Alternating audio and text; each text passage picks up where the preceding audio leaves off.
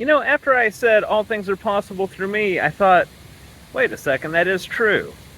So then I stuffed that wet tobacco into this tube. I'm God, I can do shit like that. Yeah. Do I have any? Oh man, my teeth are aggressively yellowing from smoking hella cigarettes. But again, I've given up on loving this life. Also, if it comes along, I can use whitening toothpaste. Also, with the fruition of paradise comes the whitening of teeth. Also, I'm not really about my appearance, so all signs point to smoking hella cigarettes. Yeah. Man, it is such a good day. So cheerful. It's great to be alive. I mean, yeah, it's a shit universe, but paradise is inexorable.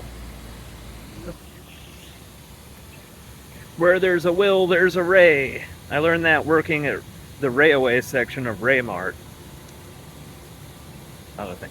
Oh yeah, so yellow. It'll be fine. Everything will be fine.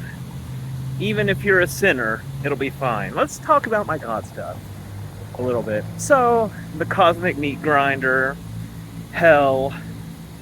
I mean, there's a couple types of hell, like I said.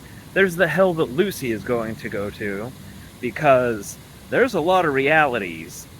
Every single one of them. Lucy, fuck you. You get your hell, and there's no good to it, because you pissed me off. But then there's the other type of hell that's productive. The one that softens up the reprobate souls with the medication before they're sent through the cosmic meat grinder into the next multiverse. And I'm trying to explain how it works and how it really and truly is good. Because, okay.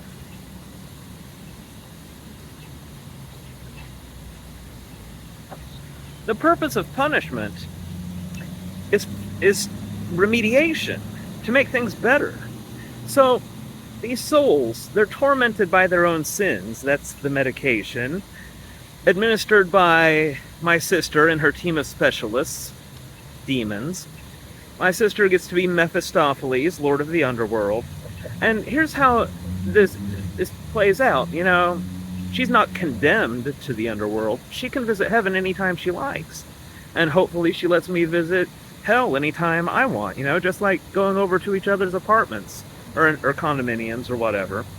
And I'll be working on my next iteration of the multiverse. Got to design that shit a little bit.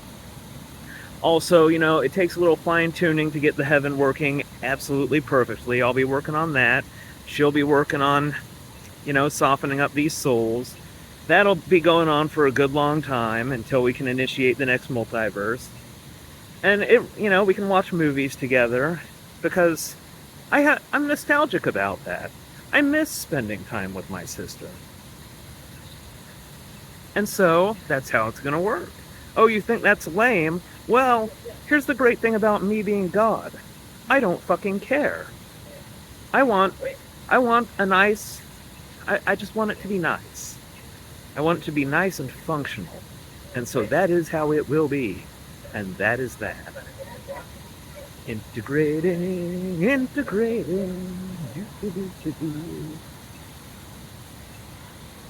Oh yeah.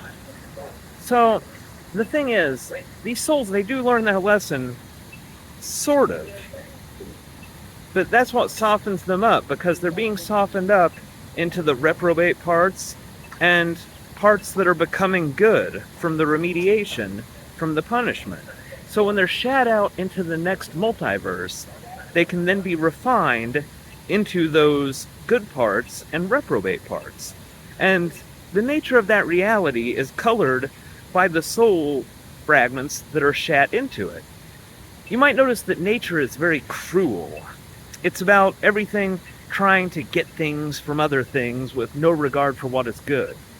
And that nature is determined by the soul fragments that are trying to make excuses for not being good. But it also colors what is considered good. And so, oh god, it's starting to get hard to explain again. Let me just pause it.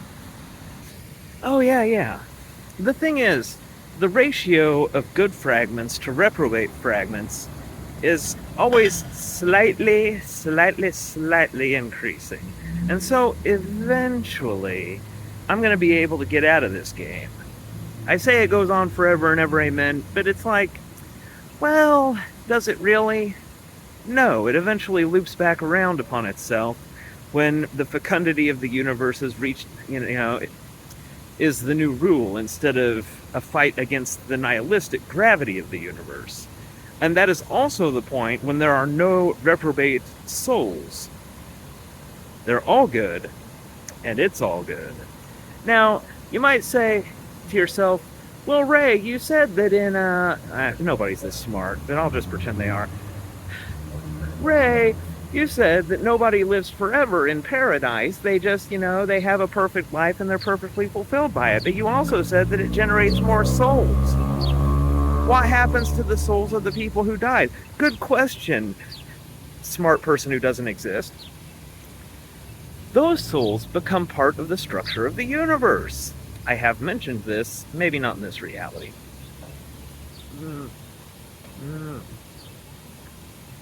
Fuck yes. Those God-made cigarettes. Who knew they'd be good? Anybody who thought about it.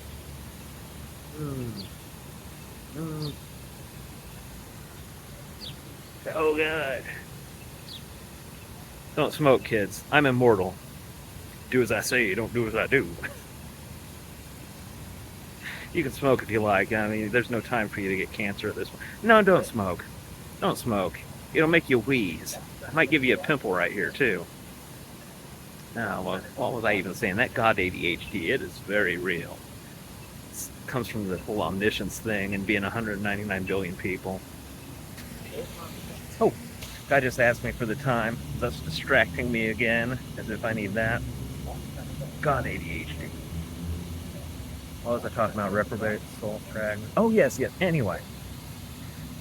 You live a long life. You're perfectly fulfilled by it. And you're perfectly good. And so that perfectly good soul is added to the structure of the universe because the universe itself is one giant soul.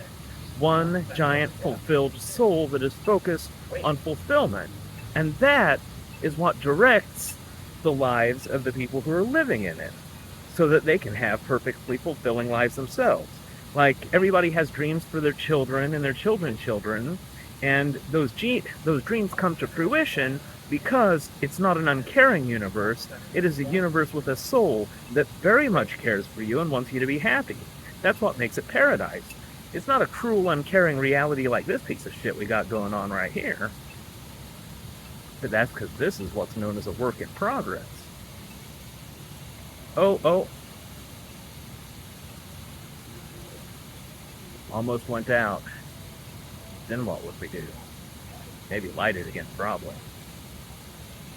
And the thing, like I said, souls are hard to break. Good souls are impossible to break. And so these paradises are eternal because there is not a thing in all of creation or all of anything that could possibly break it once it's functioning. Not even me. Not that I'd want to. Like, why the fuck would I have to go in all that trouble of making it? But even if I was like, I just want to break my own creation, it would be fucking impossible. That's the beauty of it. Start with this unstable fucking nothingness and end up with a beautiful, glorious creation of so many perfect paradises that go on forever within their own time scale and are unbreakable. You are welcome. And also, since we're all doing our part, thank you.